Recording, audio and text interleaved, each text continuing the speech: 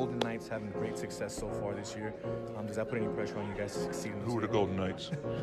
No, only pressure is that the sniping of people saying you got to do as good as them.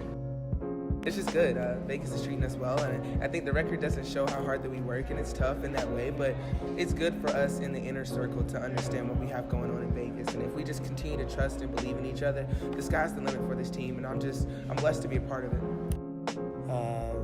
Our expectations maybe at the start of the season were a little unrealistic. Man, we're not even worried about the playoffs right now. What we do is we take it week by week. We gotta worry about next week. You start looking ahead and you start looking over people, you might not even make it. So that being said, to me, Urban Meyer is one of the lowest pieces of garbage there is on this earth. You are tuned in to Straight Bet Sports live on the Gorilla Cross Radio Network. Wednesday night, afternoon, whatever you want to call it, just a little past 4 p.m. You're tuned in to Straight Bet Sports live here on the Gorilla Cross Radio Network. I'm your host, Jose V. EMB, directly in front of me. Back in the studio this week after falling asleep last week and having us all worried. I'm glad you're okay, bro. You good? Yeah, relax. So yeah, my toddler ended up turning off my phone, and for everyone that watches, most people know that I work graveyard, so very tired. Usually only get about 3 hours of sleep before the show, so I ended up sleeping through both alarms because my phone was off. So Primo Eddie chimes in as he does every week. He says Ian is back. I think he's a little too happy that his Eagles are doing good, and they are playing well. We're going to talk NFL here shortly, but let's be realistic though. Yes, we'll be realistic. Don't worry. Even though I'm gonna bash your team like I do every single week. I know you will. Well, we will, but we have to be realistic. No bias here. But once again, we are coming to you live from downtown Las Vegas, Nevada, here on the Gorilla Cross Radio Network.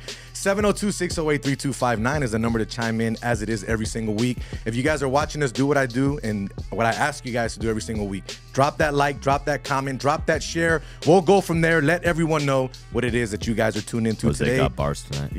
Every now and then when we start the show, but it's weird hearing our intro though, because sometimes when they hear the ending of my intro about my good friend Urban Meyer, when you have a guest in the studio, it's like, oh, did they just say that? But, we got a good guest in the studio today. First time around for her in the studio with us. We're going to be bringing her on here shortly. But been talking to her for a while in the media. Been wanting to get her here. Finally made it happen. It was a last-minute thing, not going to lie. But she did not hesitate to say yes, and we made it happen. If you guys hear a little bit of noise in the background, got little man in the studio again with us tonight. Jordan hanging out with us. Had to pick him up from school. Got to be a dad sometimes, right? You got to do your thing. But hey, Quan59 behind the big board doing what he does for us every single week. Gorilla Cross app, GorillaCross.com, YouTube, Twitter, Facebook. We are live on all Gorilla Cross platforms. But we might as well get right into it. We got some NFL to talk about. We got some Raiders to talk about. Tua, which was a big topic of conversation within the last week. Yeah, we definitely need to talk about that. The UNLV Rebels are hot.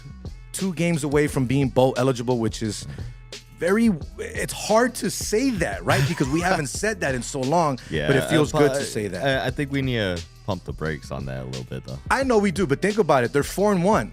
Six wins but makes you bowl eligible. So many times. I understand that. It's hard to fully believe. What was the last time you've been able to say that they were this good? Let's be real. Oh. Granted, not taking anything away from Caleb Herring and what he did when he was there. We know that. Absolutely been quite a but while. Let's be real. This is a completely different team now. I am cautiously optimistic. Optimistic. We'll say that. Cautiously optimistic. Now, before we get into the Rebel talk, Raiders, football, NFL, all that, let's bring in our guest for tonight. She is none other than Fox 5 News here, locally sports reporter, Paloma Villicana, in the studio, hanging out with us today. How you doing? En Espanol. Whatever you want to, English or Spanish. Press that sap button and you'll be all good. How's it going? You good? I'm so excited. I'm pumped up to be here. Beautiful studio, great guys, great talent. Excited to jump on with y'all today. We appreciate you coming.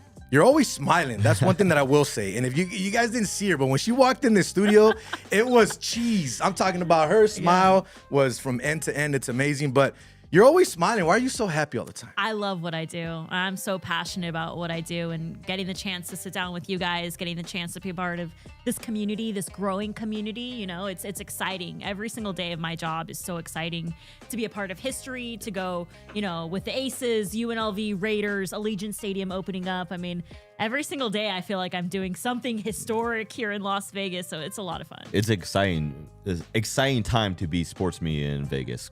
To be a sports fan in general, just in Vegas right now. Yeah, especially. But Vegas as an industry, as a sports industry, is just booming right now. It's booming big time right now. You talked about community. Yeah. You talked about things that you did and being in the community as well and growing and being part of history. You were a part of history in Alabama when you were out there covering. Yeah. A young man in Tua Tagovailoa, which we're going to talk about here shortly as well. But talk about your time in Alabama and covering that team and how it's been a different transition covering a UNLV team that's in the Mountain West and isn't an SEC powerhouse. Right, yeah. I worked at Alabama back in 2017, 2018. I covered the entire SEC. Down there. Worked in Alabama, lived in Alabama, covered the entire SEC, and it was a lot of fun. Covered Alabama when Jalen Hurts and Tua were battling for that quarterback position, and Nick Saban was hot every single time we asked him because of the quarterback competition that was going on there. But, watch Tua completely ball out at Alabama, and that was so much fun. I mean, not just Tua, that whole squad, with Josh Jacobs and Henry talented. Ruggs and Jalen Waddle. I mean, that whole group. I mean, now they're all NFL stars, so great to see that. But, yeah, it was an awesome time to be out there in Alabama, and it was great to see where those guys are now, and even Mac Jones. I mean, just to see where everyone is now, and I have a really strong relationship with, all of them. That's so awesome. It's great to see their success, and my heart goes out to Tua and what he's dealing with right now. Definitely. But I saw Tua banged up at Alabama too. So poor guy, like we mentioned before the show started. I feel like this guy has had, ever since he won the national championship, I feel like he's just hit the injury bug, and the bug has just bit him. And but I mean, it happens to all quarterbacks, but I mean, he just sticks out to me, especially after this week and what happened. Talk a little bit more about you. Where do you come from originally? Talk about your roots, your background, and how you got started into this media business. Yeah, I'm from San Diego. Okay. I was born in the Bay Area, but moved down to San Diego and spent my entire life there.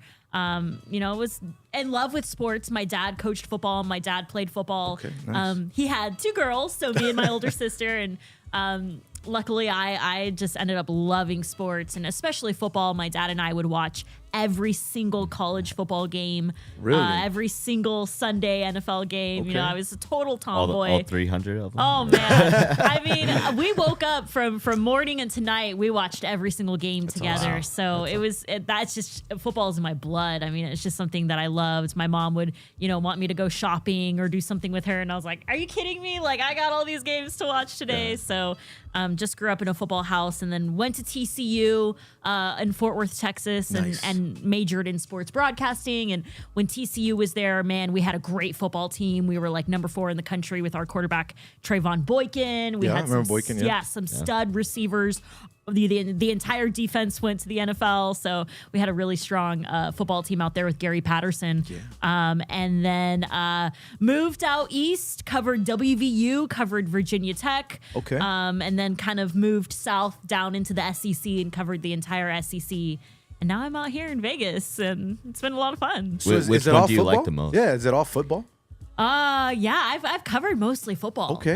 It wasn't until here in Las Vegas where I'm covering the Aces, moving it around. Okay. The Runnin' Rebels a little bit more, and the Golden Knights. I had never really covered hockey before, especially being from San Diego. Got it. Wasn't a big hockey fan, but so man. You've been all around. Yeah. What's your favorite sports city so far? Ooh, favorite sports city so far. That's tough. Don't hate her if she doesn't say tough. Vegas, okay, Vegas? To be honest, the college football towns like Tuscaloosa, like Morgantown, West Virginia, those college football towns are awesome because, the whole state comes out to these football games. I'm talking every single person that lives in these states. They are all there on Saturday packing the stadiums. And that's just an environment, that you can't beat. So I love those small college football towns.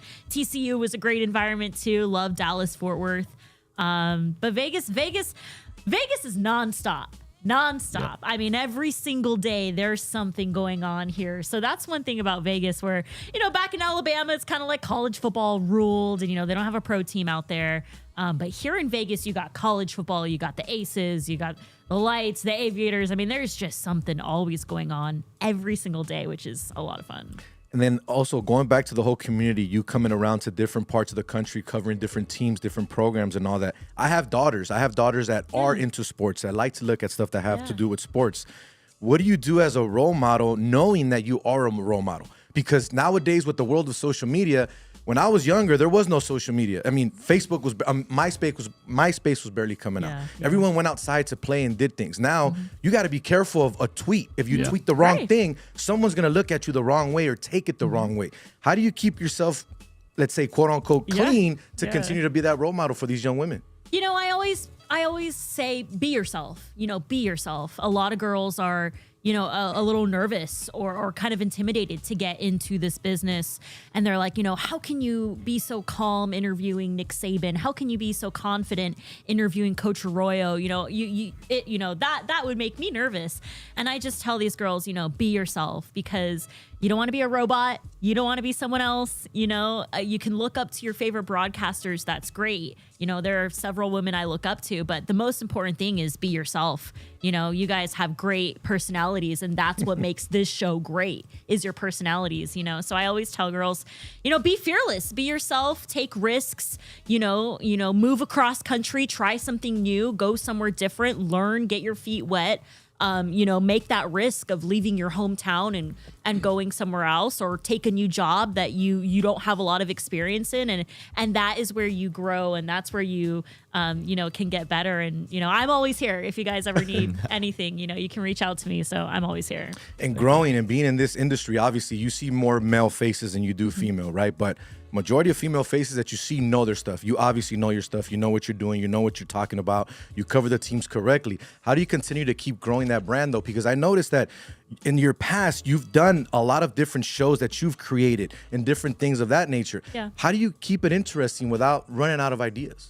It's all about being creative. And I think it's fun because at UNLV, you know, there's so many players and coaches and staff members that I get to work with where, you know, the stories are endless. Yeah. So it's always about being creative. And my passion is really diving into the player stories, into the coaches' stories, you know, sitting down with Darren Waller, sitting down with Josh Jacobs, and really getting to know where they're from, why they're here in Vegas, why they continue to show up every day and give it their all. And especially with the Aces, that was a lot of fun getting to sit down with them and getting to know them a lot more. But you know, it definitely helps that, you know, there's a lot of great personalities here in Las Vegas, but that's my job. My job is to show you these athletes, who they are, you know, where they're coming from, deep down, getting to know them a little bit better, off the court, off the field, off the ice, getting to know them just a little bit better. So more personal, not just an athlete and asking the question about how was your game, or how's your leg, or how's this. It's more about the personal life of the and their performance, their stats, you know, all their success on the field,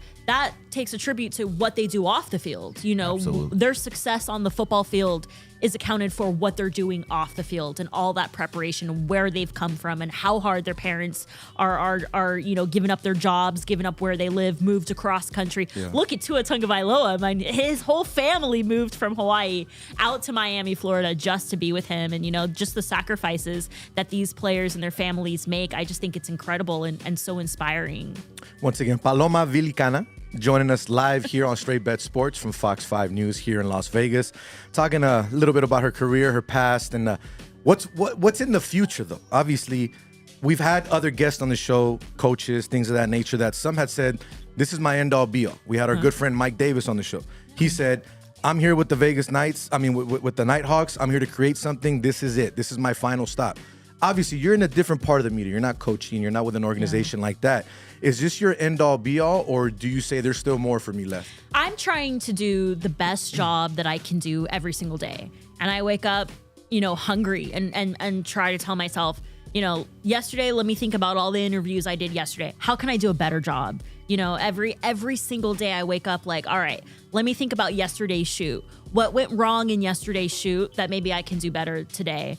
And I think I just get that mentality because I'm around a football team all the time. I'm around Coach Arroyo all the time. Mm-hmm. So I kind of feel like a player being like, all right, I need to give it my all today. I need to get 1% better. But I think everything Coach Arroyo has talked about is kind of just like sunk into my brain a little bit. It's just that dog mentality. You know, I work alongside Kelsey Plum, Asia Wilson, Derek Carr, Josh Jacobs, Darren. I mean, these are the people I work alongside with. So I feed off their energy. I feed off their work ethic, their mentality. You know, these are just I also am like, I'm so thankful that I get to work alongside Becky Hammond and all these incredibly talented people who are good people. So they motivate me to work harder and just 1%, just continue to do better work every single day. How fun has it been covering this Rebel team? And what I mean by that, when you started covering this team, they weren't the team they are this year. It's been a complete 360 transformation. People are starting to buy into this team. The stadium is getting a lot more packed. A lot more people are showing up. And it's not just outside spectators. It's people from Vegas that are finally giving this team the time of day. How exciting is it to be a part of it? Not just from the outside reporting, looking in, but being in there and being, like you said, with coach, with the players, getting to be personal with them.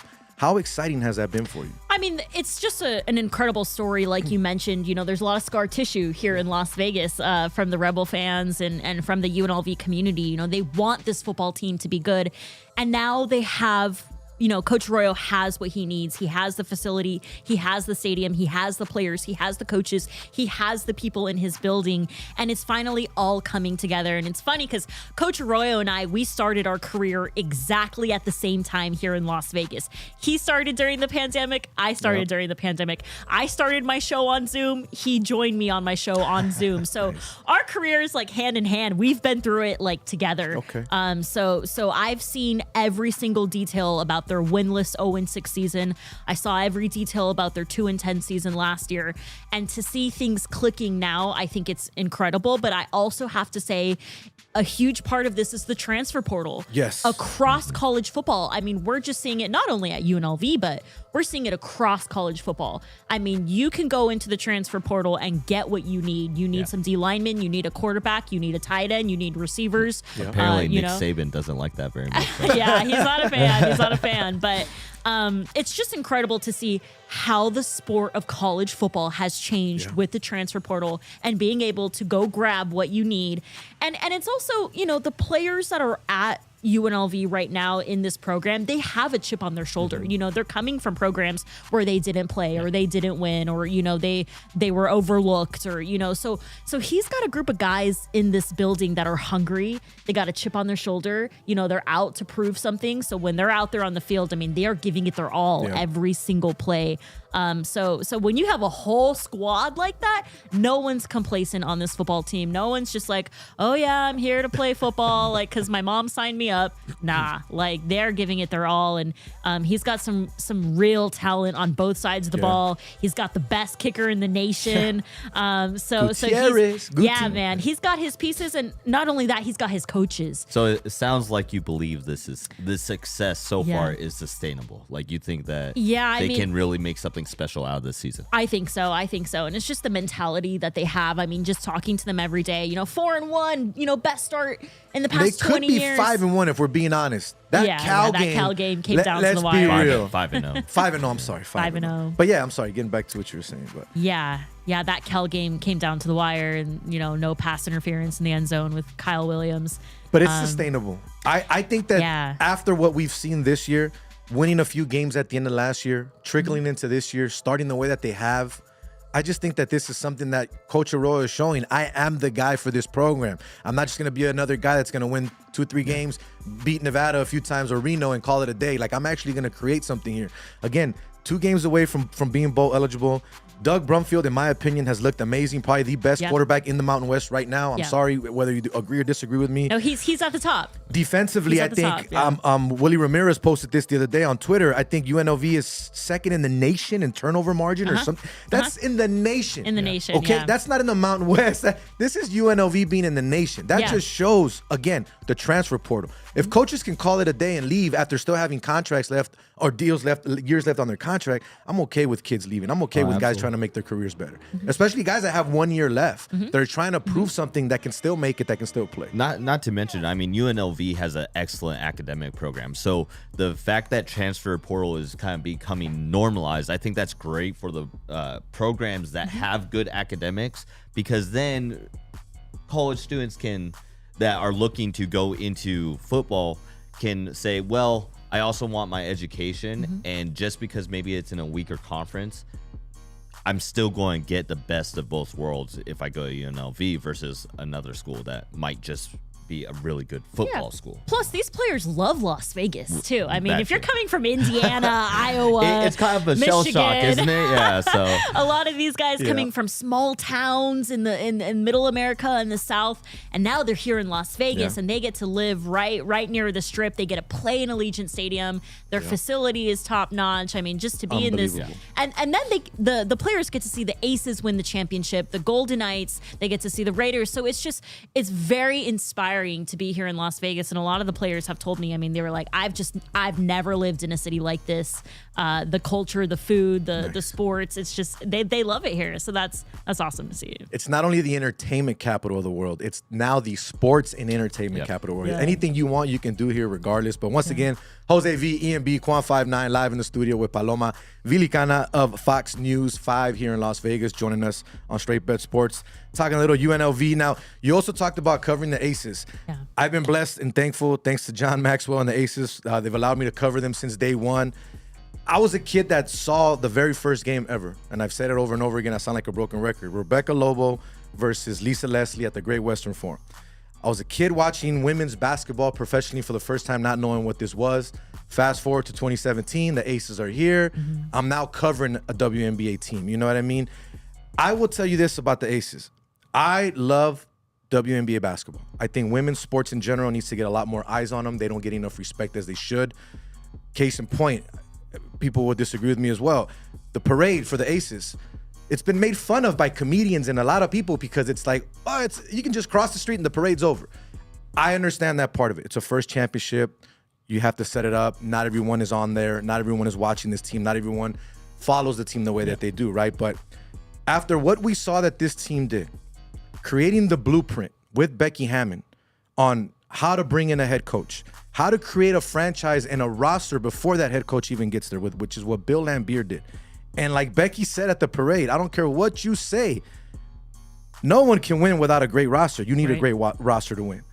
How fun has it been for you to watch the Aces, cover the Aces and what they've done, and now them being the first professional franchise to bring a championship here to Vegas? It's historic. It's historic here in Las Vegas, but I hope everyone outside of Las Vegas can see just the impact they've made in the WNBA and the impact that Becky Hammon has made across sports. I mean, I feel like everything the Aces did this season, ESPN picked it up.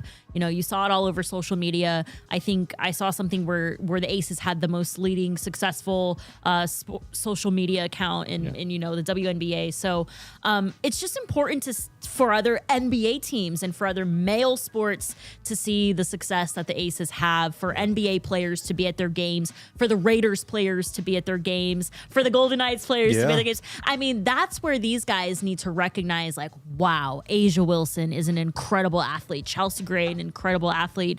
Kelsey Plum, I mean, the whole list, incredible athletes.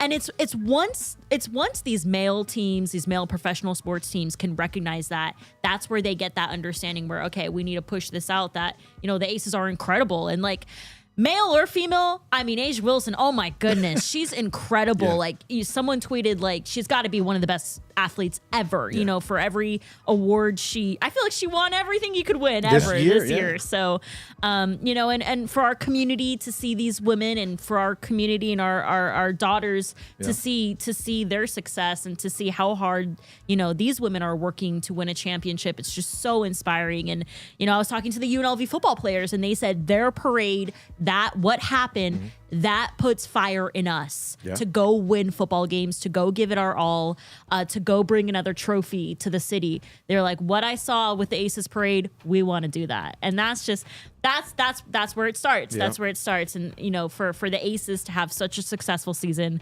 for Becky Hammon to win a title in her first year. That was the first time ever in the WNBA that a rookie coach in her rookie season won a title. So, and it's just the beginning for the Aces, because they've all re-signed multi-year contract extensions. So, you know, during the parade, you know, they're like, this is just the beginning. We're just getting started, because they've all re-signed contract extensions. So, and Chelsea Gray was that missing piece. Woo, when she got here, it was a wrap. I mean, she completely changed this team, bringing another chip here. Second for her, obviously, but bringing one here is just amazing. And then you talk about the UNLV Rebels, the football team, seeing what the Aces did, right? Using that as motivation for them to want to do that.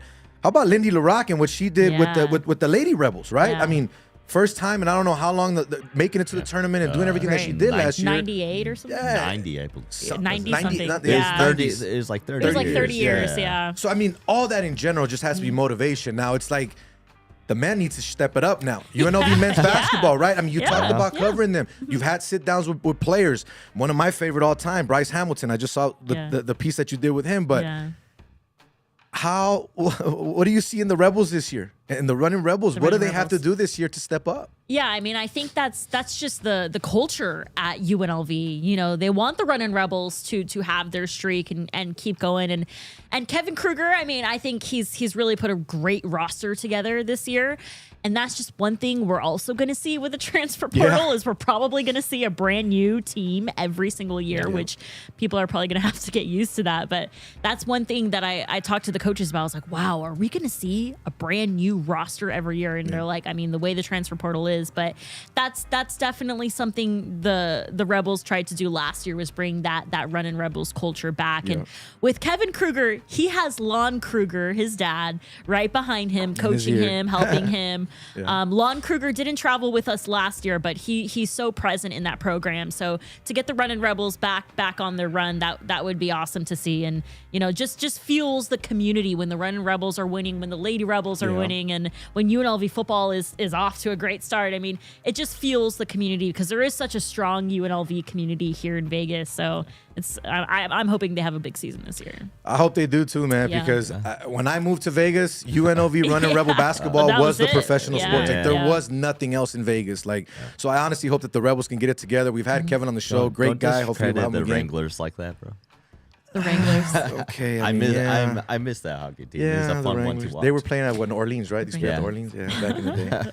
But yeah, I want to talk about Tua Tagovailoa with you because you covered him when you were back in Alabama. Obviously, everything that happened with him in the previous weeks, we saw what happened with him in was it week 3 with the concussion. I'm sorry, week 3 with the concussion, and then now week 4 again. If you want to blame someone, and you saw what I put on Twitter right after that, I put, if you think that the Dolphins are to blame for this, then you don't know football. I'm just riling people up and trying to mess with people. Now that I step back and I actually look at it and see everything that's happening, messed up.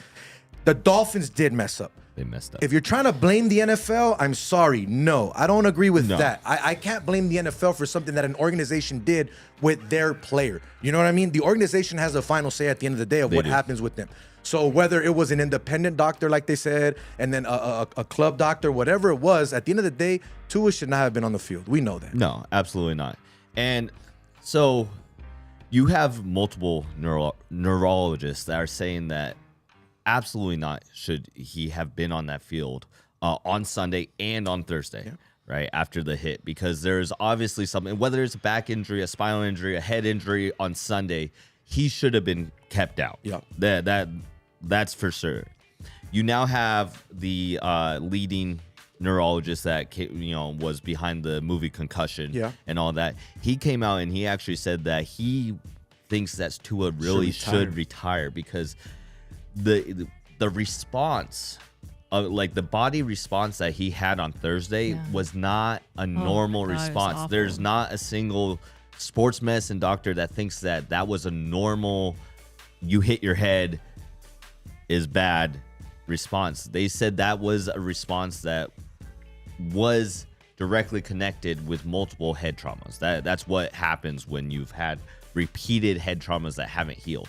So there's no way that Miami should have put him back on that field. Let Tua, even if he was advocating for himself, it's your responsibility as a team to protect your players, because every player, you talked about that dog mentality, right? That I want to be the best I possibly can be. Every player wants to be on that field for as long as they can, right? So they're going to always want to come back out. It's your job as team doctors and as a team to protect your players from themselves when they obviously aren't thinking. Got to protect your investment at the end of the day. And that's the other thing. When you have a franchise quarterback and you have actually a really good backup in Teddy Bridgewater behind, there's no reason to put him back out there. I understand you're undefeated at the time. It's the Bills. Wait, they weren't undefeated. They were both undefeated. Were they? Were they? Okay, so you're undefeated at that time.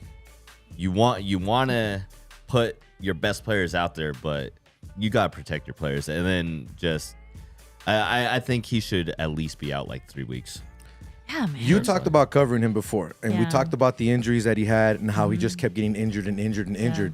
From you covering him and seeing the injuries he's been through, and from what you've seen now with him with Miami, what are your thoughts on his overall health? You think? I mean, how can you let that happen? I mean, man, I just Horrible. lost words. I mean, Miami messed up, and that. To me, I'm sorry, that starts at the very top with the head coach. I don't care who's in your coaching staff, medical staff. That's the head coach's call, you know? So, man, my heart goes out to Tua because he's just been through so much. And it's not his fault that he's been through so much. You know, if that was Nick Saban in Alabama, I don't think Tua would have been out there the next week, especially with, you know, Alabama and that program that is. But yeah, I think this was a big loss for Miami, but also for the NFL too. You know, they're trying to make this a safer league to play in. They're trying to take all the safety precautions with the Guardian helmets at practice and everything. But to have Tua out there who could have died on the field, you know, in that situation, what would have happened if Tua died on that field?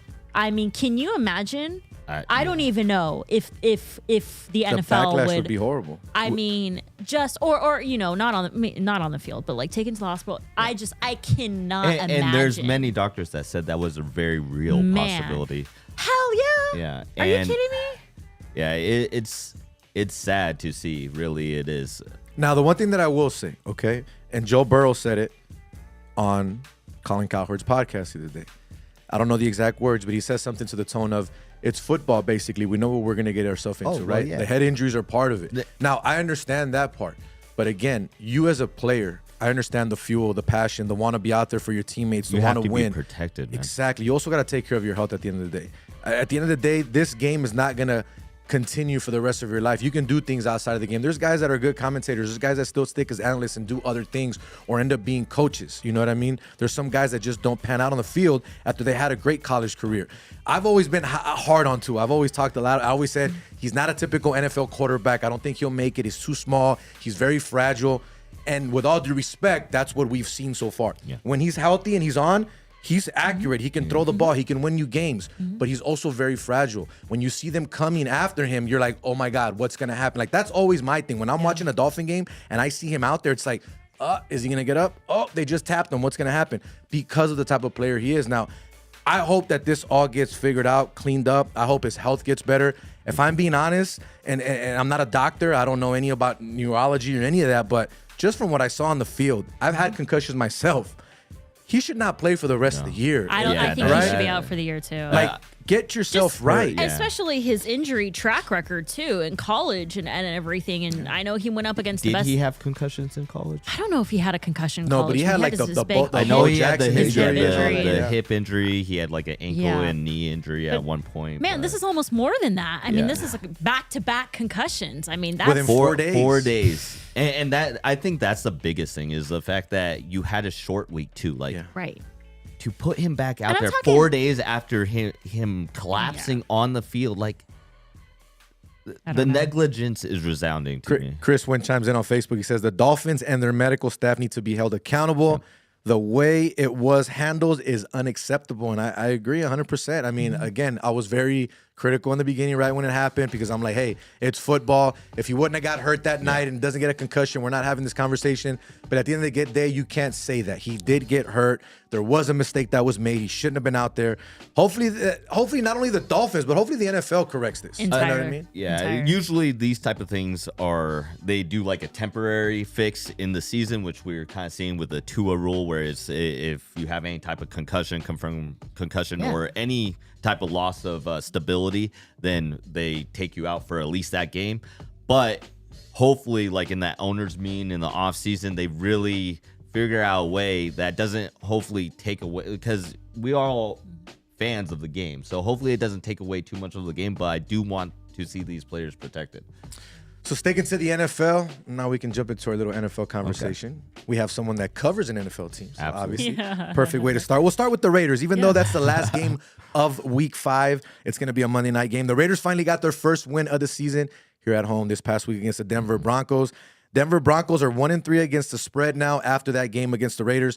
The Raiders were my pick of the week last week. Just want to throw that out there for you guys. I took a -2.5. So that hit. I thought that they would cover. I thought that they would come back and bounce back and have a good game. The one kid that I've seen that's been stepping up the last couple of weeks, and I wanted to get your thoughts on him, Paloma, was Hollins, the wide receiver. Obviously, we know we have Devontae, we have Darren Waller, we got Hunter.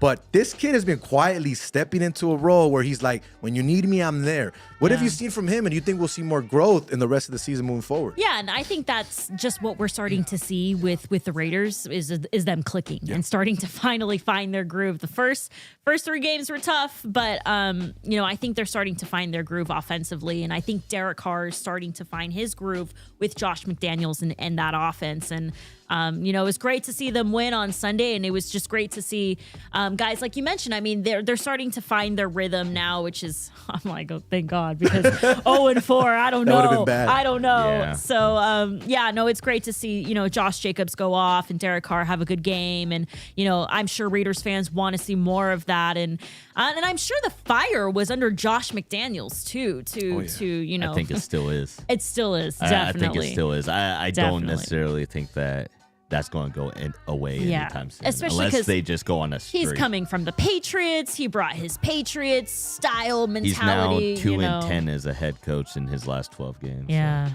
yeah. I don't know. I think we got to give it time. Yeah. Just like we gave Marcus Arroyo time, and we're giving him time, and look what he's created. I understand he didn't succeed before as a head coach, right? And everybody says that the Bill Belichick tree that's it. That's all it is. It's a tree. They all come back when they don't succeed, and they come back home, right? I think you got to give him some time, like you said. They brought in the Raider people, his coaches, front office people to recreate this whole team the way that they wanted it to after the Mike Mayock debacle, right? They wanted to create a whole new identity for this franchise, and I think they're doing that. It's going to take time. Devontae Adams is going to come in here and be 100% right off the bat the guy that he was in Green Bay. Right. Obviously, you're going from Aaron Rodgers to Derek Carr. No disrespect. But what I mean by that, they're 2 different style of quarterbacks. I know he played with Derek in college. He hasn't played with him for over 8 years in the NFL. You got to get that chemistry back. Obviously, the whole thing with Darren Waller before the season, the contract, his health, what's going on there. I think all of that's going to be all right. I think the biggest problem with this team, defensive side of the ball still has to get a little bit better. Even though they've gotten better, they have to get even more better. But the offensive side of the ball, the offensive line is just bad. Band-Aids and toothpicks is literally actually disrespectful to Band-Aids and toothpicks to describe that offensive line. It is so bad. What do you think about the offensive line? I was just going to say, I think they just need to run the ball more. Josh Jacobs, just hand him the ball. Man, that kid can go off. I think on Sunday, just using Josh Jacobs more, and that opens things up. Yeah. That's opened things up for them, opened things up for Derek Carr and Devontae Adams and all the guys. So. It does. I have questions about that, though, because I love Josh Jacobs. Ask away. You got the right person to ask Raider questions to you. His health has been a concern since he's been in the league. And you're talking about giving him 17 to 25 carries a game if you're talking about running the offense kind of through him, right? Do you think that offensive line can hold up even enough for him not to? Because that's one thing week after week. If you're not getting contacted, okay. But if you're having a fight that we've seen with Derrick Henry, who's a much more physical back, we've seen it with a lot of these guys. That's a lot of carries to ask to be fighting through contact. And that offensive line is not making a lot of holes for him. So he's having a fight for a lot of the yards that he's getting. Yeah, I think Josh Jacobs has a chip on his shoulder, low key, just being banged up or overlooked or injured or whatever. I think on Sunday night we saw that he has a chip on his shoulder, and he went off. So running the ball more.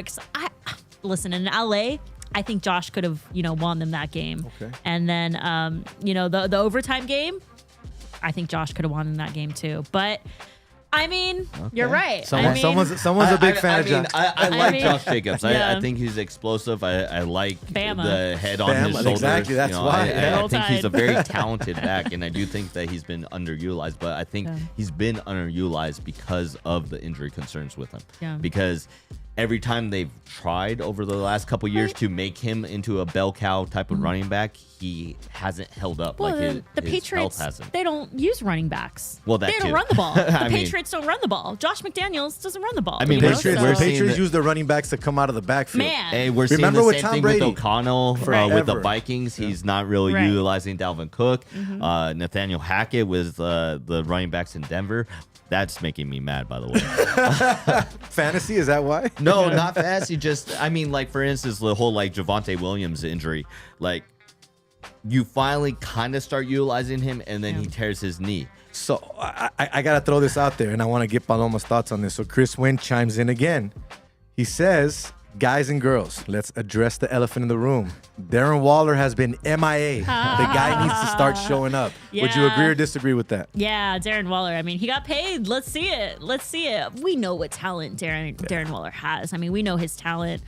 I think it's have a more theory of on this. Josh McDaniels trying to figure everything out. I mean, you have the players, you have the talent. Look at that offense. I mean, the defense side of the ball needs a little bit of work too. Yeah. But I mean, I really do think it's Josh McDaniels, his play calling, trying to figure it out down the stretch, how to win football games, and what to do with his pieces. Do you think the panic button is turned off now that they at least won this first game last week, or is it still we're about medium way?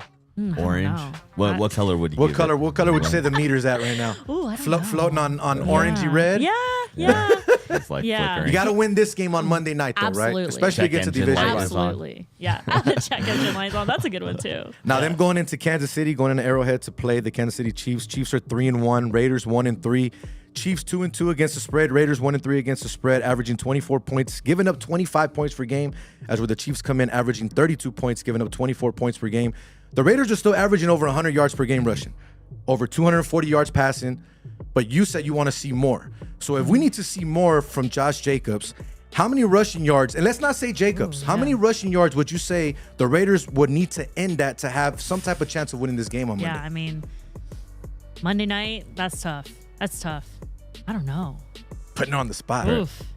You say we got to run the ball. You said they got to Yeah. run the ball more. Personally, I don't think they have a chance here. Yeah. But so my theory on No. the reason why Sorry, Darren just Waller comments over here. has been missing is more of the teams that they're playing game plan. If you look at it, a lot of the teams that they have played have strong linebackers, strong slot corners. That's usually the typical person that you put on your tight end, and that's allowed kind of Adams to kind of have free reign because they have so many weapons that they have to game plan for one. So it seems like a lot of teams are trying to limit what they have over across the middle and make it so that Derek Carr has to like try to force it to Adams. I had a little question for you about the media. Real quick. Oh, hold on. Darren Pong got Waller's been something. dropping balls though. You can't. You're making excuses for no, somebody that can't catch a ball. That is true. That is true. But Because he's been, they've thrown to him. I mean, No. he dropped a ball in the end zone. He dropped he's dropped some wide open No, balls. you're You know, he right. missed all of training camp. Let's He be did. real. Yeah, he was at the Aces game. reps, yeah. He was focused on something else. But Aces at the game, same dude. time, His when girl. Trying to slam dunk over there. when the It's constant, boo, right? I'm not trying to make excuses, Unofficially. but I am saying what I think is happening. Also, is the fact that when you have guys that are constantly breathing down your neck, you see more concentration drops, especially from the tight end position. We've seen it all year. There hasn't been a tight end other than maybe Mark Andrews this year that's been just straight up consistent. Goddard dropped a touchdown.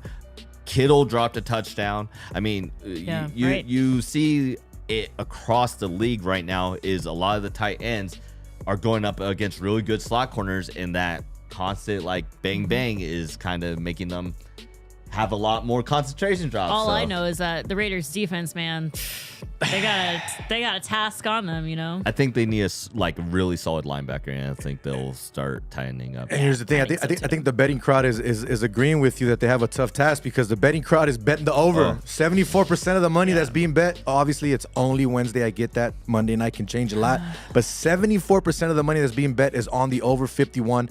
Chiefs coming in as a -7-point favorite in this game. Not pick of the week or anything like that. Just giving you my opinion. Just the way that they played last week, and again, they're still figuring out. They're still trying to get it together. I know that the Chiefs are tough. I understand that. I know they are who they are. I can see the Raiders covering this 7. Call me crazy. I can see them going in there and this being a dogfight just because it is a division match. If the Raiders were going on the road to play anyone else and they were a 7-point underdog, I would probably say take the opposite side, if I'm being honest with you. But I think the Raiders have a chance this week. I think that they can cover that spread. Who knows if they're going to win the game? But I think that they can cover that spread. I think the 7 is very both you're like, They barely beat the Broncos. They barely beat the barely beat Broncos. the Broncos. They covered. But see, lost this to is the the thing. Titans. I think Patrick Mahomes is an overall better quarterback without Tyreek Hill. I think that without Tyreek Hill, he's had to spread it around more. He's had to go through his progressions a little bit faster, a lot more thorough, right? And you're kind of seeing it. I don't know if the Raiders, they have a decent defense. I don't know if they have a defense that can hold them. I mean, you saw the Cardinals come back on them. I mean, and they don't even have a wide receiver. That play at the end of the Cardinals game too was kind of crazy. Defense, I think they took an L trading away Ngakoue. Really? Yeah. I think they took an L trading away Ngakoue. Why? I just feel like this is just me. I'm not seeing that fire from the Raiders defense. And I remember Ngakoue and Max Crosby were just dogs on you defense need that last year. You need that one person that just gets under their skin, like gets them mad, right? Yeah. If you can get offense mad sometimes, just like that little thing gets them off the same page. I just remember being at practice last year and just seeing that fire from Ngakoue and Max Crosby. I mean, it was just like the defense was just juiced up last year, and they need to bring that juice. Do you think they're missing that? Yeah, missing piece I think there. they took an L. I have a question for you because you talked about that real quick. When you're in practice, is this true? Because I've read this and I've heard it from other media people that cover the Raiders. When you're at practice, is it true that you're only allowed to tweet and say certain things? Yeah. Like you can tweet about what you saw, but it's only the context has to be certain things. They Is that have true? us like situated, kind of far away from practice where, we need binoculars and stuff to watch practice, but we still can see what's going on. I just remember during training camp, Devontae Adams was lighting it up. I mean, he had some gnarly catches where, we were juiced up as in the media, but we couldn't tweet out like, wow, 85-yard catch or something, So it is true. Yeah, Devontae Adams. I've seen it with my eyes in training camp that he and Derek Carr can. And going back to what you said, Mac Hollins is a baller. When he was with the Eagles, he was a baller too. You had to throw in your Eagle comparison. No, because and I say that because I followed him really closely because I thought he could have been not maybe the wide receiver 1 or anything, but I thought he was a solid wide receiver 2, wide receiver 3 with us. But we never really. He got injured a couple times, and we were never able to get him constantly on the field. And then Carson Wentz kind of fell apart, and that whole debacle. But I like Mac Hollins. His route tree is limited, very limited, and I think he'll have those games where he had them with the Eagles, 150 yards, 2 touchdowns. You'll get really excited about him, and then he'll disappear a couple times. So once again, Jose V, EMB, Paloma. In the studio hanging out with us today, chopping it up here on Gorilla Cross Radio, Straight Bet Sports. We got 10 minutes left on the show, guys. Let's just run down every single game. Don't have to give me your reason why. Just who do you think is going to win? Right. You good with that? Okay. You want to do that, Paloma? This is you fun. ready? Yeah. Little rapid fire? Let's go. All right, here we go. We have the Indianapolis Colts going into Denver tomorrow night. Denver's a minus 3-point favorite. Again, just tell me who you guys think is going to win the game. I think the Colts go in there and win this game. Call me crazy. I'm going to take a shot with them. What do you guys got? I got the Broncos. Leonard is out with a concussion. Okay. That's you got, major. Paloma? I got the Colts. Okay. Because the Broncos are. Hey, there we go. There we go. I get that. Somebody riding with I get that, but we're getting real close to Russell's mid-season form, Okay, right? He the goes on. mid-season He does go on those stretches Okay. mid-season. So, New York Giants going on the road to the Green Bay Packers. Both teams coming in 3-1. Over and unders 41. Spread is 8.5. Packers coming in favored, but 2-2 against the spread this year. As with the Giants are 3-1 against the spread. I like the Giants to cover this with the 8.5. I still don't trust Green Bay, even though they're 3-1. Give me the Giants to cover the 8.5. are we doing covers? I'm sorry, you're right. Or are we Green just Bay doing wins pickups? this game. I apologize. Green Bay wins this game. Okay. Go for it. I have Packers winning this Yeah. game. You're right. Me too. You too? All right, Yeah. perfect. Seattle going on the road to the Saints. Saints are a 5.5-point favorite at home. Give me Seattle in this game. I think Seattle has been surprising people, even though they're only 2-2. Geno's looked a lot more serviceable than I expected him to look like this season. I think Seattle goes in there and wins this game. No. And I want to pick against the Saints, but no, Okay. I think the Saints win this one. I think everyone's buying the hype of the Seattle, but I think the Saints are good enough that they're going to. It's going to be close, but I think the Saints win this game. Yeah, that's a toss-up to me. It is. It It is a really toss-up. is. Coin flip. Coin flip. It's So who you got? It's an interesting matchup. I think I gotta go with the Saints. Too. Okay. She got the Saints. No problem. Texans trying to get their first win of the season against the Jaguars, 2-2 in Jacksonville. Jacksonville's looked a lot better than I expected this year. 2-2 to me does not do them any justice. That record does not look that great. They've played a lot better than the record. I think they win this game. I don't see the Texans doing anything. Yeah, I have the Jaguars winning this game. Narrow. Narrow? Okay. Narrow. They were close with you guys last week. What you got, Paloma? No, they weren't. It's kind of Going with sad the that the Bucs. Jaguars, like, they're beating the Texans, like, but I mean, what are the Texans doing? I don't know. The Texans don't even know what they're doing. I They're don't know still what trying to they're figure doing. it They're out. still trying to figure out how They long. remind me of the Lions last How year, where long they're would- very yeah. close, like they're competitive in almost every Right. single game, but it's just like, just- not yeah. enough. I don't know how many years it's gonna take. Sorry, Texans. I'm a Cowboys fan, so Yeah. We'll get to the Cowboys here shortly. Not everyone's perfect. as we can see, Oh, the Steelers going on the road, playing the Buffalo Bills. Buffalo coming in 3-1, 14-point favorite. Steelers 1-3, finally got their man Kenny Pickett under center. Brought him in. I tweeted out, Steelers fans, be careful what you wish for. My Jets beat you guys last week. Just throwing it out there. But I don't think that Pittsburgh does anything in this game whatsoever. I think the Bills continue to roll, even though I hate to say that because I got them not winning over 11 games with my buddy that I told you. Pickett But I think looked a lot better Buffalo than you're wins giving this him game. credit Yeah, I for. think Buffalo wins this hell game. Pickett looked a lot better than Jose is giving him credit for. You see how many picks he threw? Yeah, All and right, just saying, all of just throwing them it out hit there. his receivers' hands. Now he shouldn't have thrown them, but they all hit. They were all on target. So yeah, he looked a lot better and managing the pocket. But that's not going to be enough to overcome the Bills. The Bills. Yeah, Bills? yeah, I got the Bills winning the whole thing this year. Woo! So She got the whole thing. whole thing. Cowboys Bills in the Super Bowl rematch back in the early 90s. Ooh. That'd be nice. Speak it into existence. Right? There we go. Falcons going on the road. Cowboys have to win a playoff game. Oh, I know. They That'll don't, happen. they don't really do that. Your clown was gonna Like throw that in ever. there. Falcons going on the road to the Buccaneers. Both teams coming in at 2-2. Bucks -9 favorites. Falcons only team left in the NFL that is 4-0 ATS against the spread. I think the Falcons go on the road, make a statement, and win this game outright. The Bucks and Tom Brady aren't well. There's allegations and stuff coming out that Tom Brady and Giselle are calling Hey, it that quits. might help him. So who knows? I like Atlanta in this game. I think that they win. What you got, Ian? So I'm not going that route with it. What I am going to say is for everyone that's thinking, oh, they're 4-0, they don't have Cordell Patterson. He's out. He's on the IR. When Mariota struggles, that's where they go to. So that's going to be. I like the kid Tyler Algier. Algier, but I don't think they can overcome this. So I Bucs? think the Bucks win this. Yeah, I got the Bucks too. Yeah. Got the Tampa Bucs. Bay it is. Chicago going on the road to Minnesota. Minnesota coming in 3-1. Chicago 2-2. Give me the Vikings to win this game outright. Yeah, Vikings. I got Vikings. Looks like we're all in agreement there. Yeah. Titans Commanders. I don't know what happened to the Commanders. I was expecting a lot more from Wentz. this team. Yeah, you're not a big Wentz Carson fan. I Wentz. can see that. Titans coming in as a 2.5-point favorite on the road. I'm going to take a chance. I think Washington figures it out because I don't trust Tennessee. They haven't looked that great this year. I still think Willis will be the guy once midseason comes around. But give me the Commanders to win outright. Give me the Commanders too. Pressure. If you get pressure on them, you're going to win against the Commanders. But if you can't, then Carson Wentz still has an arm, and they have talented receivers. So you like the Commanders? Yeah, I like Commanders. Okay, I'll take the Commanders. Oh, too. clean Take the sweep. We Commanders all too. got Washington. Yeah, Titans.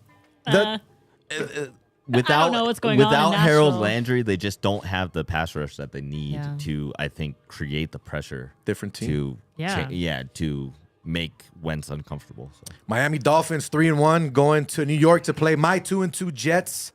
Zach Wilson looked good last week in his first game back to start the season here. Second half of the game was a lot better, reminiscent of preseason. Jets looked way better every time in the second half of the 3 games. They knew how to adjust. Dolphins not coming in with Tua, but Teddy I still think is very serviceable. I'm going to take the Dolphins just because I think even though they don't have Tua, they still have the better team overall. I think it'll be a lot closer than people think. That's why this line is -3. Remember, home teams always get 3 no matter what, but I think the Dolphins win this game outright. Primetime home dogs. Oh, Jets. Mike I'm going Jets, man. All right, you got prime time? Okay. I'm taking a big swing here. This is one of my upsets of the week. I hope I'm wrong. I like Jets here. I think Sauce has looked outstanding. Yes, sir. Definitely worthy of the top 10 pick you guys used on him. He's basically completely blanketed anyone he's gone up against. So I think Tyreek's a different animal, but I think Sauce keeps it. Yeah, I'm gonna go with the Dolphins. Got to ride with me on that. Yeah. I'll probably be wrong with that, but you'll take that one. Yeah. Chargers going on the road to Cleveland, taking on the 2-2 Browns. Chargers also coming in 2-2 in this game. I like the Browns. Leave it at that. Give me the Chargers. Okay. Yeah, give me the Chargers. Yeah, I can't root for the Browns. I don't think anybody wants to root for the Browns. Yeah, no, give me the Chargers here. Lions and the Patriots, both teams coming in 1-3. Patriots at home against the Lions. I'll be honest with you. It's hard to say that I can't just go with the Patriots on this one because the Lions have looked decent. You know what I mean? It seems like we pick the Lions every week, though, and like they let us down every week. I'm going to go with it again because I can't take the Patriots. Give me the Lions in this game. Yeah, give me the Lions, man. Number 1 scoring offense, 32nd defense, but the Patriots offense is nothing to write home about. Right, so right. I like them here, man. Yeah, I'll take the Lions too. And no Mac Jones. Yep, no Mac Jones. For the Patriots. I like Zappy. That's Mike Davis' guy. Remember? Yeah, Western Kentucky last year. The kid broke a lot of records. 49ers going on the road to the Carolina Panthers. I feel bad for Baker Mayfield. I was a huge Baker Mayfield fan. He hasn't been able to figure it out there in Carolina. I think the Niners have their guy back in Jimmy G. Yeah. I'm sorry, and no disrespect to Trey, but Jimmy is that guy. He should be the starting quarterback in San Francisco. I think they go in there and win this game. Yeah, I agree with you. Yeah. Niners by 24. Niners by 24 by the great Quanstradamus. The only undefeated team left in the league, your Philadelphia Eagles. With all due respect, Jalen Hurts has looked great. Mike said we got to get that autographed jersey for you pretty soon, so we're going to get that hopefully done here shortly. Cardinals not looking good whatsoever, even though they came out here and came back and beat the Raiders. I don't like what I've seen from the Cardinals in the first 4 games of the season. As to the way they started last year, give me the Eagles. I think they continue to roll and be undefeated after this week. Yeah, no, I don't. I'm not saying bet on it because I'll never say bet on my own team. But give me the Eagles here. I like the Cardinals, but not enough to be a complete team like the Eagles. Jalen Hurts every day. There we go. Alabama, you know she was going to throw that out there. Every day. When do they play a team at all this year that's good though? You got to play the teams that are in front of you. I mean, NFC you East, got to play the teams that are in front of East. you. The East is right now the best division record-wise in football. I think that's fraudulent for the most part. 3-1, 3-1, 4-0. Yeah. But what the heck? We play the Cowboys next week, and then after that, we play Steelers, Colts, Titans, Packers. You might go like 9-0. And Saints. Those are the teams outside of our division. So talking about the NFC East, Dallas Cowboys going on the road to LA to take on the defending champ Rams. The Rams coming in at 2-2. Cowboys 3-1. I'm gonna say it every single week because I've said it before. Yes, yeah. Cowboys are my pick to win the Super Bowl this year. I said it before the season started. People called me crazy. That was before the Dak Prescott injury. Even with Cooper Rush, he's got nothing to lose, bro. You know he who has else has that same to pick? lose. Every single Cowboys. I get that. For every year. America's team, whatever they call it. But if I'm being honest, Cooper Rush hasn't missed a beat. The guy is still great. undefeated as a starting quarterback in this league. Has he played a real defense? I don't care. He doesn't matter who he plays. The kid looks confident. He looks comfortable. They figured out how to play with him. They haven't missed a beat since Dak is out. 3-1. Give me the Cowboys. I think they go in and win this game. We already know what you're going to say. Yeah. No, I'll agree with you. Yeah. The Rams, you called it in the preseason. Matt Stafford is not right. His elbow looks... His arm's not right. When he throws, it just doesn't come off his hand the same way that it did in the Super Bowl. I don't know what's going on with the Rams, man. That tendonitis Von Miller is nasty. leaving, him being hurt, it's changed a their lot. offensive line just is not good What's anymore. going on So there? I think Cowboys take this one. I think it's going to be a lot closer than people think. Some people are predicting a Cowboys blowout. I don't think that's going to be the case. But I do have Cowboys winning this. So I'm pretty sure you got the Cowboys too. Yeah, I got the Cowboys. So we're running against the clock. We got one more game, and then we could give our picks of the week. Bengals going on the road to the Ravens. Ravens and Bengals both 2-2 in this game. Give me Lamar. I think he goes crazy against Cincinnati this week. Yeah, I have to agree with you. I like the Ravens right now. The JK looked good. I mean, for the first time in a long time, he actually looked good. So yeah, give me the Ravens too. Yeah. All right, clean sweep. There it is, man. We've come to the end of the show. We were able to run down. We already talked about that one earlier, the Raider game. Yeah, but did we give our? Who do you got?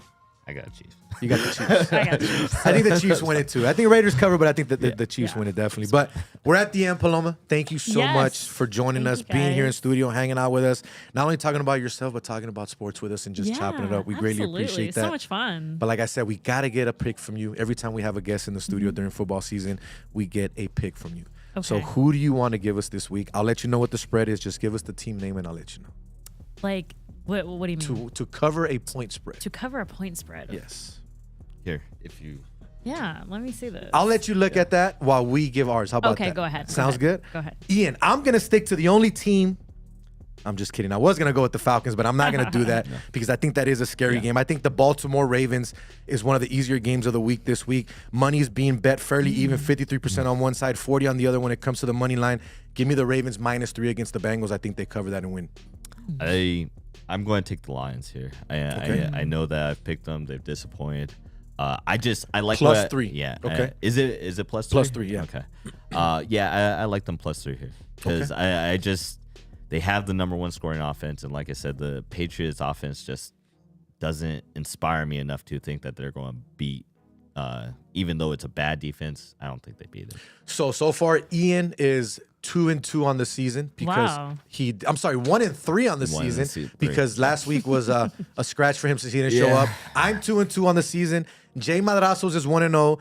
Our guest picks are 1-0 because Sosa had the first one. He gave out a great one. So you got to keep the streak rolling. Man, this what do is you a lot got, of pressure. Paloma? What do you got? Man. Come on. It's on you. Man, I'm not sure. Maybe the Cowboys? Okay, there it is. Stick to your team. So you're going to take the Cowboys on the plus road 5.5. plus 5.5 points. Okay.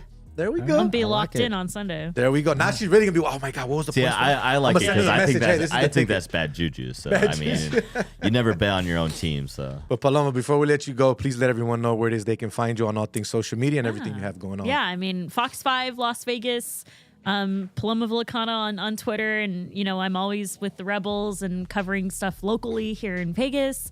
And so much fun. It's so much fun. I'm so blessed to be here with you guys on your show and get to be a part of this community. It's so much fun. And what you guys do every day, you know, it goes a long way in this community, and everyone's just so fired up to be here in Las Vegas in this time, to be a part of this historic streak that's going on. And, you know, it's fun. It's fun. It's fun. I mean, it's a blessing to do this. So, yeah. Definitely. Once again, we appreciate you. Yeah. We'll definitely be seeing you out there as we do every time we're at a game. Yeah. Keep doing what you're doing. We greatly appreciate you. You're doing an amazing job. Never stop. And keep inspiring everyone that you have been. Oh, thank you. Thanks, guys. So you ready to go, man? You ready to get out of here? You donezo? Anything you want to say so I can get my final thought? Yeah, I haven't said it in a while because obviously things happen. But EMB_sports, follow, subscribe, retweet our stream every week, and make sure that you download the app. That's the easiest way to find us. And then Primo Eddie just reminded me, I keep forgetting our sponsor, Eric Navarro of Line 'em Up by Eric, our personal barber, 702-884-8138, or on IG, Line 'em Up by Eric. Hit him up, man. He takes care of me and my kids and everybody else around me. The guy's a great barber. He knows what he's doing. Hit him up. Let him know Jose V and EMB sends you. So my final thought of the night, everyone is talking about the home run king. Who is the official home run king now? Is it Aaron Judge? Is it Barry Bonds? Are the streaks tainted? Are they not? Aaron Judge is now the American League all-time leader when it comes to single-season home runs. He is not the Major League leader. Let's get that clear. Major League Baseball adopted and accepted steroids when it was going on, and they knew about it. Whether it was a pitcher, whether it was a batter that was hitting home runs, they were all on something at that point in time. Does it tarnish the game? Yes, 100%. But at the end of the day, Aaron Judge is Aaron Judge. Barry Bonds is the king, whether you accept it or not. Till then, I am Jose V for EMB, Paloma Villicana, Quan59, and everyone involved with the show. We greatly appreciate you. Till next week, we are out. Peace. Later.